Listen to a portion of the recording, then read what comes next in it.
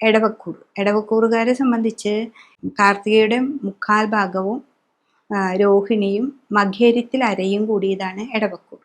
അപ്പം ഈ കൂറുകാരെ സംബന്ധിച്ച് വ്യാഴൻ 2-ൽ വന്നു, ഏറ്റവും നല്ല ഭാവമാണ്. വ്യാഴൻ 2-ാം ഭാവത്തിൽ വന്നു, ശനീശ്വരനാണെങ്കിൽ 11-ൽ വന്നു. അപ്പോൾ ഈ ഒരു വർഷക്കാലം നമുക്ക് ശനിയുടെ ദോഷത്തിൽ നിന്ന് കുറേയൊക്കെ മാറ്റങ്ങളാണ് നമുക്ക് വരുന്നത്. പക്ഷെ കർമ്മത്തിലാണ് രാഹു, ശനിയുടെ അതേ ദോഷം ചെയ്യുന്ന ആളാണ് രാഹു.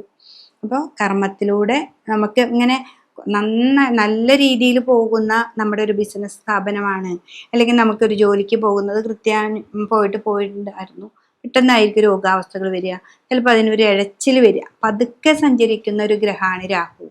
അപ്പോൾ ആ രാഹു ആണ് അവിടെ പതുക്കെ പോകുന്നത്. നമ്മൾ കർമ്മത്തിൽ വളരെയധികം ശ്രദ്ധിക്കണം.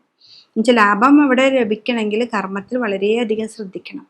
പക്ഷെ അവിടെ കിട്ടും, നിങ്ങൾക്ക് നിങ്ങളുടേതായ ധനം അവിടെ വരുന്നുണ്ട്, നിങ്ങളുടെ സ്റ്റാഫുകളൊക്കെ നിങ്ങളുടെ കൂടെ നിൽക്കും, നിങ്ങൾക്ക് നല്ലൊരു അനുകൂലമായൊരു സമയമാണ്.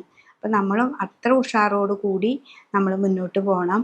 അത് നമ്മുടെ കർമ്മസ്ഥലത്തും നമ്മുടെ സ്റ്റാഫുകളുടെ അടുത്തും നമ്മൾ നല്ല രീതിയിലൊക്കെ പെരുമാറി നമുക്ക് മുന്നോട്ട് കൊണ്ടുപോകാം. അപ്പം എടവക്കൂറുകാരെ സംബന്ധിച്ച് ഈ ഒരു വർഷം ഏറ്റവും നല്ല സമയമാണ്.